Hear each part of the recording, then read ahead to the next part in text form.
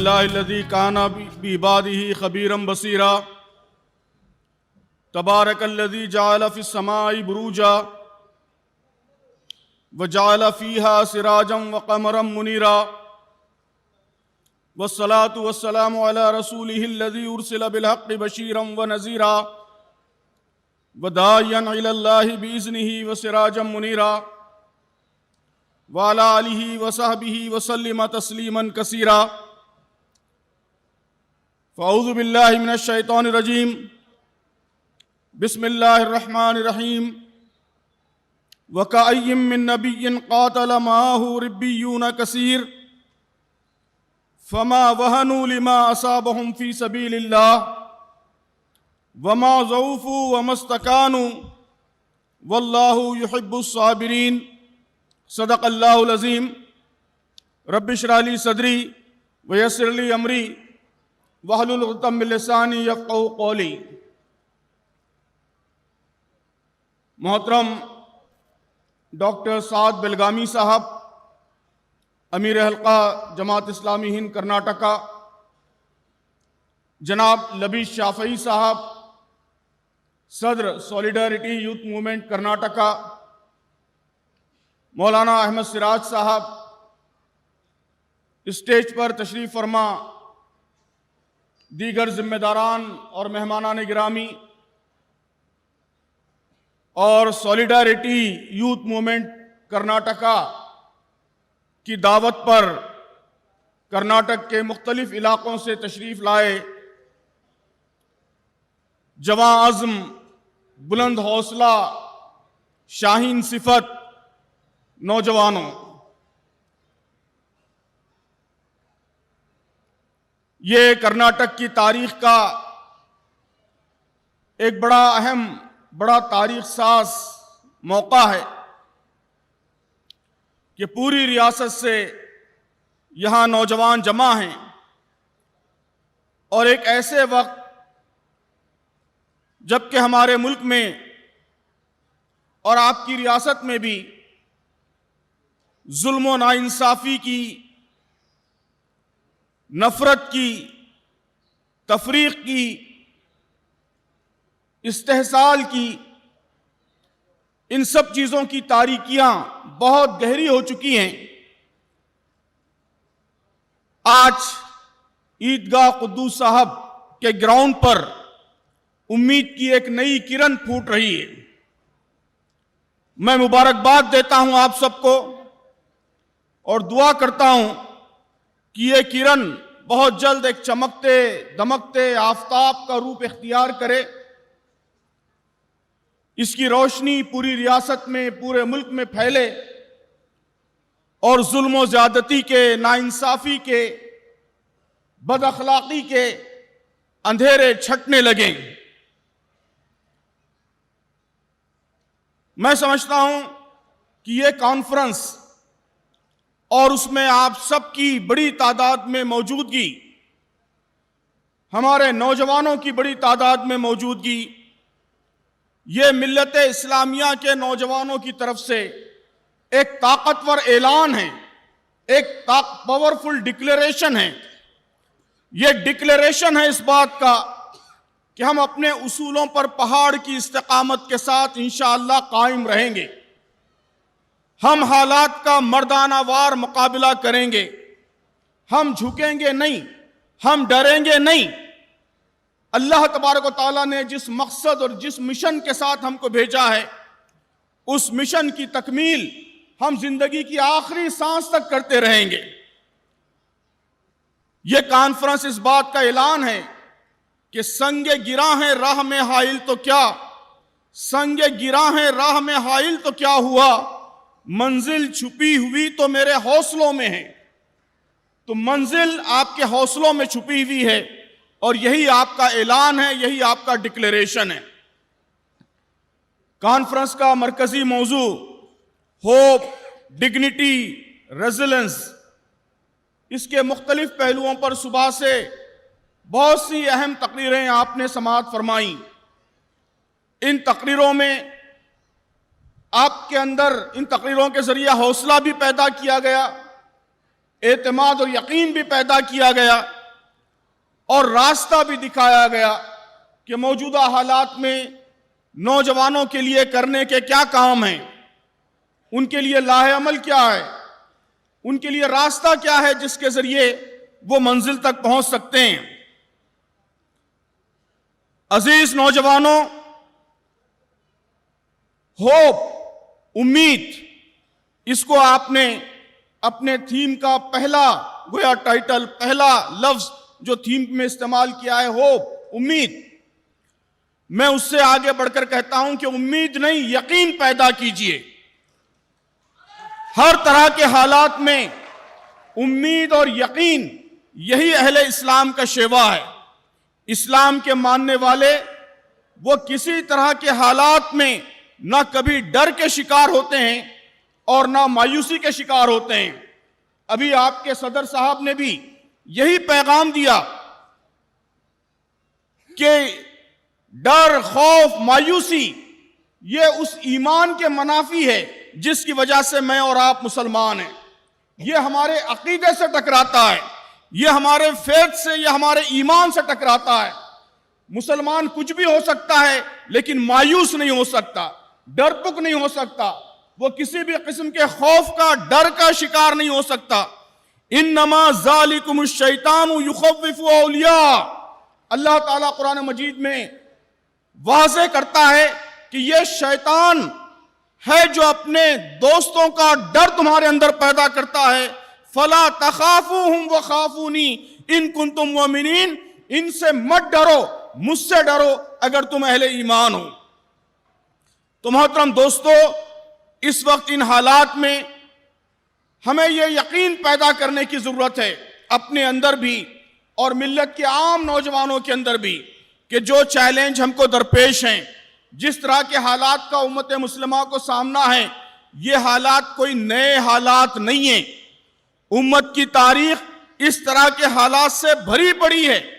یہ اللہ تبارک و تعالیٰ کی مستقل سنت ہے کہ حق و باطل کی کشمکش یہ تاریخ کی مستقل دھارا، ایک پرماننٹ ٹرینڈ ہے تاریخ کا۔ وَتِلْكَ الْأَيَّامُ نُدَاوِلُهَا بَيْنَ النَّاسِ، کہ اللہ تبارک و تعالیٰ حالات کو بدلتے رہتا ہے۔ یہ کشمکش کبھی تیز ہو جاتی ہے، کبھی سست ہو جاتی ہے، کبھی اہل اسلام کا پلڑا بھاری ہوتا ہے، کبھی ہلکا ہوتا ہے، یہ اللہ کی سنت ہے۔ لیکن عزیز نوجوانوں، اسی کشمکش سے اللہ تبارک و تعالیٰ اس امت کی زندگی کا سامان فرماتا ہے۔ ستیزہ کار رہا ہے ازل سے تا امروز، چراغ مصطفی سے شرار بولہبی، اسی کشاکش پیہم سے زندہ ہیں اقوام، یہی ہے راز تب و تاب ملت عربی۔ تو یہ یقین پیدا کیجئے کہ یہ کشمکش، یہ حالات، یہ راز تب و تاب ملت عربی ہے۔ اس سے ہم اور طاقتور اور مضبوط بن کر انشاءاللہ نکلیں گے۔ بے شک حالات چیلنجنگ ہیں، لیکن جیسا کہ میں نے عرض کیا کہ اس امت نے ہمیشہ مشکل حالات ہی سے زندگی کی حرارت حاصل کی ہے، توانائی حاصل کی ہے، انرجی حاصل کی ہے، قوت اور طاقت حاصل کی ہے۔ انشاءاللہ یہ حالات بھی ہم کو اور زیادہ مضبوط اور زیادہ طاقتور بنائیں گے۔ یہاں صبح سے کئی دفعہ قرآن مجید کی مشہور سورہ علم نشرہ کی مشہور آیتوں کا بار بار ذکر آیا۔ فَإِنَّ مَعَ الْعُسْرِ يُسْرًا، إِنَّ مَعَ الْعُسْرِ يُسْرًا۔ آپ دیکھیے کہ اللہ تبارک و تعالیٰ نے اس آیت میں العسر کا استعمال کیا ہے۔ العسر، جو لوگ عربی جانتے ہیں انہیں معلوم ہے کہ ال کے ساتھ جب کوئی لفظ آتا ہے تو یہ پراپر ناؤن ہے۔ العسر، جبکہ یسر ال کے بغیر ہے، دو بار ہے۔ اس کا مطلب یہی ہے کہ ہر مشکل کے ساتھ دو آسانیاں ہیں، ہر چیلنج کے ساتھ ڈبل اپورچونٹیز ہے، ہر مشکل کے ساتھ ڈبل آسانیاں ہیں۔ تو جس چیز کو ہم چیلنج سمجھ رہے ہیں، جس چیز کو ہم مشکل سمجھ رہے ہیں، جس چیز کو ہم آزمائش سمجھ رہے ہیں، عزیز نوجوانوں، یہ یقین پیدا کرو کہ یہ آپ کے لیے اپورچونٹی ہے، یہ آپ کے لیے دوہرے مواقع ہیں، یہ آپ کے لیے ڈبل اپورچونٹیز ہے۔ انشاءاللہ اس سے اور زیادہ طاقتور بن کر آپ نکلیں گے اور زیادہ تیزی کے ساتھ اپنے اثرات کو آگے بڑھائیں گے۔ اللہ تبارک و تعالیٰ نے قرآن مجید میں فرمایا ہے کہ ان ربی لطیف لما یشاء انہ هو العلیم الحکیم، کہ واقعہ یہ ہے کہ میرا رب غیر محسوس تدبیروں سے اپنی مشیت پوری کرتا ہے، بے شک وہ علیم اور حکیم ہیں۔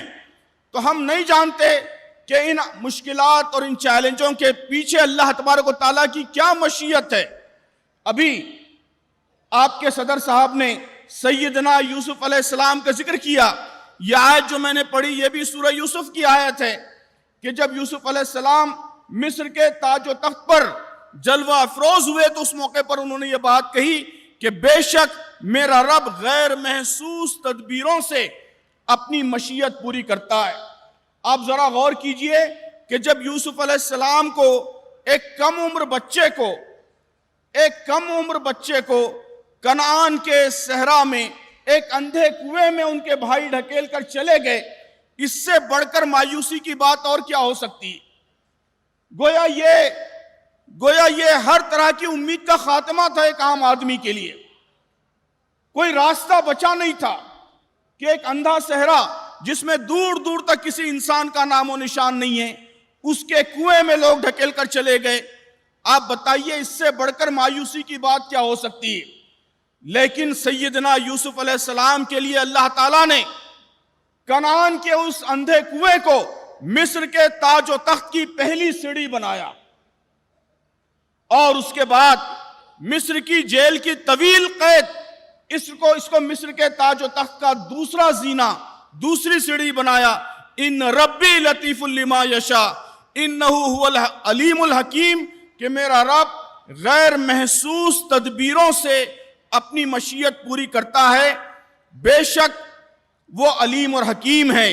تو یہ یقین پیدا کیجئے کہ یہ اللہ تبارک و تعالیٰ نے جو حالات پیدا کیے ہیں وہ آپ کو اور زیادہ مؤثر اور زیادہ ایفیکٹو بنانے کے لیے ہیں۔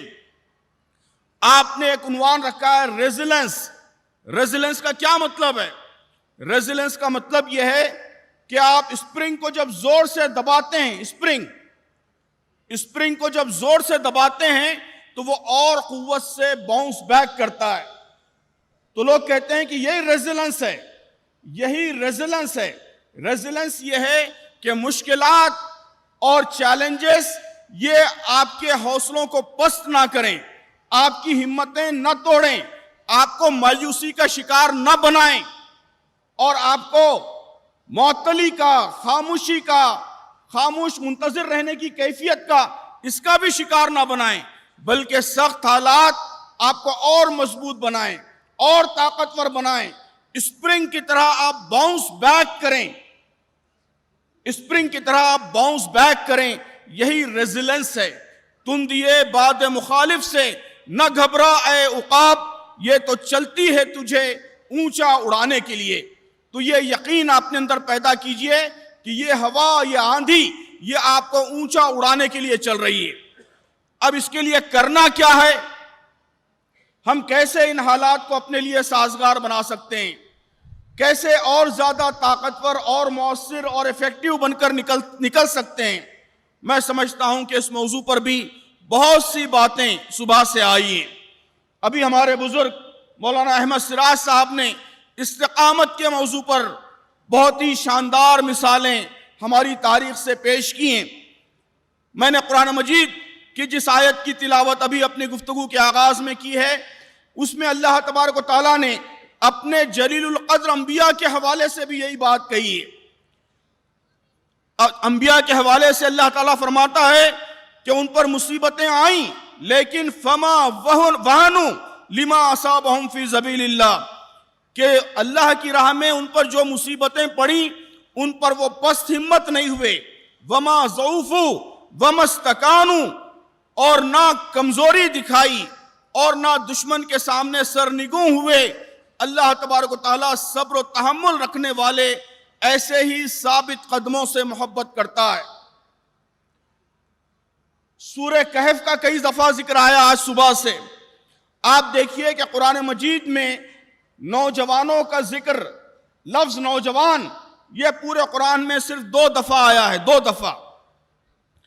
ایک دفعہ اس کا ذکر ایمان کے حوالے سے ہے کہ موسیٰ علیہ السلام پر کسی نے ایمان نہیں لایا، فرعون کے ڈر سے، اس کے حواریوں کے ڈر سے، سوائے چند نوجوانوں کی۔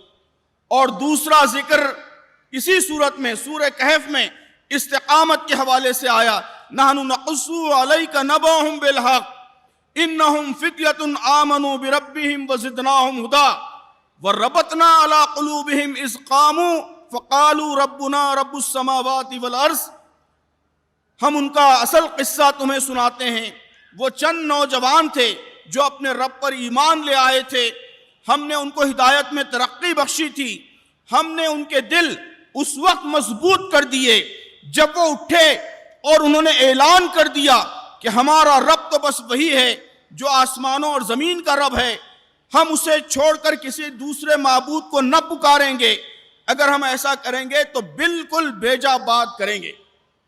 آپ جانتے ہیں کہ ان نوجوانوں نے یہ اعلان انتہائی سخت حالات میں کیا، جبکہ اسلام پر، اپنے اصولوں پر، اپنے ایمان پر قائم رہنا یہ انتہائی دشوار ہو گیا تھا۔ ایسے موقع پر ان نوجوانوں نے کھڑے ہو کر اعلان کیا، قرآن مجید نے اسے نقل کیا ہے۔ تو قرآن کی نوجوانی، اس کا عنوان استقامت ہے۔ ہم اگر قرآن کا مطلوب نوجوان بننا چاہتے ہیں تو ہماری شخصیت کی سب سے بڑی خصوصیت یہ ہونی چاہیے کہ ہمیں اپنے اصولوں پر پہاڑ کی طرح استقامت کے ساتھ ڈٹ جانا چاہیے۔ نوجوانوں کے اندر جو کچھ ظلم ہو رہا ہے، زیادتی ہو رہا ہے، زیادتی ہو رہی ہے، اس کو وہ نوجوان ریزسٹ کرنا چاہتے ہیں، اس کی مزاحمت کرنا چاہتے ہیں۔ لیکن عزیز نوجوانوں، یاد رکھیے کہ یہ کہا جاتا ہے کہ پرزیورنس is the most powerful form of resistance، کہ استقامت یہ سب سے طاقتور مزاحمت ہے، کہ اگر آپ اپنے اصولوں پر قائم ہو جائیں گے، پوری سختی کے ساتھ ڈٹ جائیں گے، تو یہی سب سے طاقتور مزاحمت ہوگی۔ آپ اعلان کیجئے کہ حجاب ہمارا اصول ہے، اس پر ہم پہاڑ کی استقامت کے ساتھ ڈٹے رہیں گے، ہماری مسجدیں ہمارے شاعر ہیں، اس کی حفاظت کے لیے ہم ڈٹیں گے۔ اسی طرح سارے انسانوں کے ساتھ عدل، سارے انسانوں کے ساتھ جسٹس، سارے انسانوں کے ساتھ انصاف، یہ بھی ہمارا بنیادی اصول ہے، یہ اسلامی شریعت کا عنوان ہے، یہ انبیاء علیہ السلام کی بعثت کا مقصد ہے، یہ امت مسلمہ کے لیے اللہ تبارک و تعالیٰ کا حکم ہے۔ اس لیے عدل کے اصول پر اور اس ملک کے سارے شہریوں کو انصاف ملے، سارے شہریوں کو جسٹس ملے، اس کمٹمنٹ پر، اس پر بھی ہم پہاڑ کی استقامت کے ساتھ ڈٹے رہیں گے۔ بے شک ہم اپنے شاعر کی حفاظت بھی کریں گے، ظلم کی مزاحمت بھی کریں گے، لیکن سب سے اہم چیز جو مطلوب ہے وہ یہ ہے کہ ہم اپنے اصولوں پر استقامت کا مظاہرہ کریں۔ اسی کے نتیجے میں آپ کے اصولوں کی سچائی واضح ہوگی، نکھر کر لوگوں کے سامنے آئے گی۔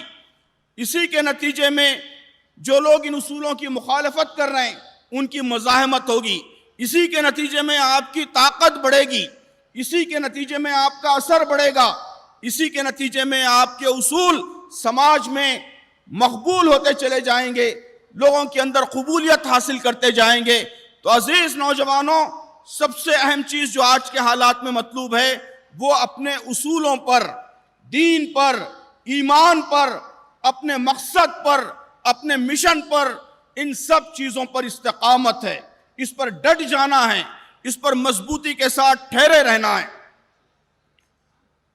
یہاں بات آئی تفصیل سے کہ عدل، جسٹس یہ ہمارا ایک اہم مقصد ہے، ایک اہم آبجیکٹیو ہے۔ یہ ہمارے علماء کہتے ہیں کہ شریعت اسلامی کا اصل آبجیکٹیو، اس کا مقصد شریعت وہ عدل ہے، قسط ہے۔ اللہ تبارک و تعالیٰ نے اہل ایمان کو حکم دیا ہے کہ یا ایھا الذین آمنوا کونوا قوامین بالقسط، اے لوگو جو ایمان لائے ہو، عدل کے لیے، قسط کے لیے، انصاف کے لیے کھڑے ہونے والے بنو۔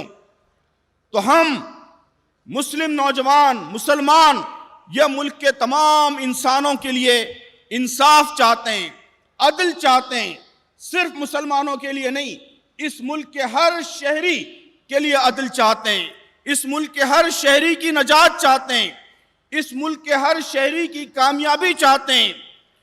کسی خاص فرقے کے لیے، کسی خاص ذات کے لیے، کسی خاص نسل کے لیے نہیں، بلکہ سب کی بھلائی، سب کی خیرخواہی کے جذبے سے ہم میدان عمل میں آئے ہیں۔ یہ آپ کا کمٹمنٹ ہونا چاہیے۔ عزیز نوجوانوں، اس ملک میں فرقہ پرست طاقتیں، کمیونل فورسز، وہ یہی چاہتی ہیں، انسانیت کی دشمن طاقتیں وہ یہی چاہتی ہیں کہ آپ کو صرف اپنی سلامتی کے مسائل میں گرفتار کر کے رکھیں، ہمیشہ آپ فائر فائٹنگ میں مصروف رہیں، اپنے مسائل کو لے کر پریشان ہوتے رہیں، اپنی حفاظت، اپنا تحفظ، بس یہی چیز آپ کے دماغوں پر چھائی رہے۔ اس کانفرنس میں بڑی تعداد میں آپ کی موجودگی یہ اعلان ہے اس بات کا کہ انشاءاللہ اب آئندہ ہم یہ نہیں ہونے دیں گے۔ ہم بے شک اپنے تحفظ کی بھی فکر کریں گے، لیکن اس سے زیادہ اس کے ساتھ ساتھ پورے ملک کی، پوری انسانیت کی تحفظ کی فکر کریں گے، سب کے لیے عدل کی فکر کریں گے۔ ہم صرف اپنے خول میں ہرگز بند نہیں ہوں گے۔ ہم خیر امت ہیں، ہم اخرجت للناس ہیں، سارے انسانوں کے لیے نکالے گئے ہیں۔ ہم کبھی اتنے خود غرض، اتنے سیلفش نہیں ہو سکتے کہ صرف ہمارے مسائل، صرف ہمارے پرابلمز، صرف ہماری سیکیورٹی یہ ہماری توجہات کا مرکز بن جائے۔ عزیز نوجوانوں، ایسا نہ ماضی میں ہم نے کبھی کیا ہے اور نہ آئندہ کبھی کریں گے۔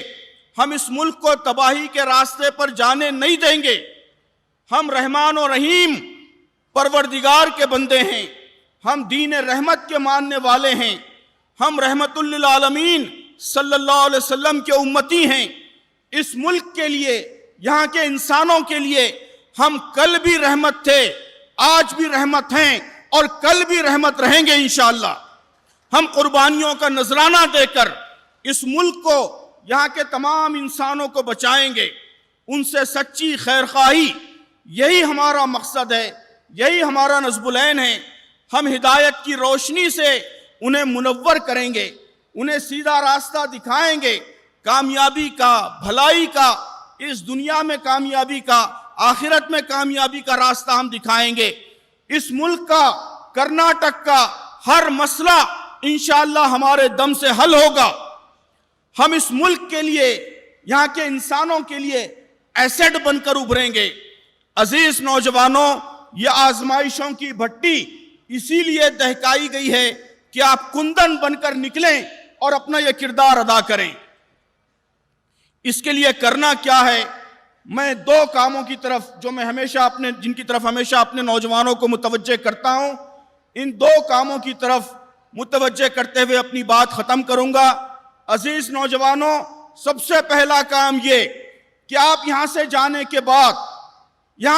کے بعد کرناٹک کے مختلف اضلاع میں، یہاں کے گاؤں گلی گلی، محلہ محلہ پھیل جائیے اور ایک مہم شروع کیجئے، ایک کیمپین، دلوں کو اور دماغوں کو جیتنے کی مہم، دلوں کو جیتنے کی مہم، دماغوں کو جیتنے کی مہم۔ تاریخ میں ہم پڑھتے ہیں کہ ہمارے سورما، ہمارے بہادر، وہ قلعوں کو فتح کرنے کے لیے نکل جاتے تھے۔ آج قلعوں کو فتح کرنے کا موقع نہیں ہے، آج ہمارے ہیروز وہ ہوں گے جو دلوں اور دماغوں کو فتح کریں گے۔ دماغ کیسے فتح ہوتے ہیں؟ دماغ فتح ہوتے ہیں صحیح بات بتانے کے ذریعے، کہ آپ یہاں کے برادران وطن کو، اپنے غیر مسلم بھائیوں کو، اپنے ہندو بھائیوں کو، عیسائی بھائیوں کو، ہر فرقہ، ہر نسل، ہر مسلک، ہر مذہب کے ماننے والے بھائیوں کو سچائی بتائیے، اسلام کی حقیقت بتائیے، انہیں بتائیے کہ اللہ کے دین کا پیغام کیا ہے، ان کی غلط فہمیاں دور کیجئے۔ اسلام دشمنی، اسلام کی نفرت، اسلاموفوبیا کی جو فضا بنائی گئی ہے، اس فضا کو صرف سچائی اور سچائی کی تبلیغ اور سچائی کا کمیونیکیشن، اسی کے نتیجے میں آپ اس فضا پر قابو پا سکتے ہیں۔ تو دماغ فتح ہوتے ہیں سچائی کے کمیونیکیشن کے ذریعے. زیادہ سے زیادہ انسانوں کو سچائی کمیونیکیٹ کیجئے. یہ عہد کیجئے گلبرگہ کے نوجوان عہد کریں کہ گلبرگہ میں آئندہ کوئی برادر وطن غیر مسلم وہ اسلام کو میڈیا سے نہیں سمجھے گا، ہمارے ذریعے سمجھے گا. اسلام کیا ہے وہ اسے اخبار نہیں بتائیں گے، ٹیلی ویژن چینل نہیں بتائیں گے، ہم بتائیں گے. ہمارے ذریعے اسے معلوم ہوگا کہ حقیقی اسلام کیا ہے. اسی طرح بلگام کے نوجوان، مینگلور کے نوجوان، اڈوپی کے نوجوان سب یہ طے کریں کہ ہماری بستی کے، ہمارے شہر کے لوگ وہ اسلام کیا ہے وہ ہم سے معلوم کریں گے، ہم بتائیں گے انہیں، میڈیا نہیں بتائے گا. جس دن عزیز نوجوانوں، جس دن یہ کیفیت پیدا ہو گئی کہ یہاں کے لوگ اسلام کو آپ سے جاننے لگیں، آپ انہیں اسلام کیا ہے یہ بتانے لگیں، میڈیا نہیں بلکہ آپ کے ذریعے اسلام کی حقیقت ان کو معلوم ہو، یقین مانیے آپ کے بہت سے مسائل حل ہو جائیں گے. تو دماغ جیتنے کی مہم اور اسی طرح دل جیتنے کی مہم. دماغ صحیح بات کمیونیکیٹ کر کے جیتے جاتے ہیں اور دل خدمت کے ذریعے جیتے جاتے ہیں. یہاں آج صبح مختلف لوگوں کو آپ نے ایکسلنس کے ایوارڈ دیے، اچیومنٹ کے ایوارڈ دیے. یہ سب وہ لوگ ہیں جنہوں نے خدمت کے ذریعے انسانوں کے دل جیتے ہیں. سولیڈیرٹی کا ہر نوجوان ایسا ہی روشنی کا مینارہ بن جائے، خدمت کا مرکز بن جائے، خدمت کا سرچشمہ بن جائے. اس کے دم سے بستیوں کے مسائل حل ہوں، دیہاتوں کے مسائل حل ہوں، شہروں کے مسائل حل ہوں، تو آپ دل جیتیں گے. دلوں کو اور دماغوں کو جیتنے کی مہم، یہ میرا پہلا مشورہ ہے. دوسرا مشورہ عزیز دوستو وہ یہ ہے کہ ہمیں اپنے آپ کو مضبوط بنانا ہے، طاقتور بنانا ہے. مضبوط بنانے کے لیے، اپنے آپ کو طاقتور بنانے کے لیے سب سے زیادہ اہم یہ ہے کہ ہم اسلام پر عمل کرنے والے بنیں. ہمارے رویے سے، ہمارے کیریکٹر سے اسلام کی شہادت ہو. تو سولیڈیرٹی کے نوجوانوں کو دوسری مہم جو چھیڑنی ہے وہ یہ کہ امت مسلمہ صحیح معنوں میں اسلام کا نمونہ بنے. ہماری بہن فاطمہ صاحبہ نے تفصیل سے بتایا کہ اسلام کی کن تعلیمات سے وہ متاثر ہوئی. عزیز نوجوانوں، آپ اس بات کو یقینی بنائیے کہ ہر مسلم گھرانے میں، ہر مسلم فیملی میں اسلام کی ان تعلیمات پر عمل ہونے لگے. انہوں نے بتایا کہ قرآن مجید میں اور اسلامی لٹریچر میں انہوں نے پڑھا کہ اسلام میں جہیز کی کوئی روایت نہیں ہے، کوئی رواج نہیں ہے. اس کے مقابلے میں مہر کا حکم اسلام دیتا ہے.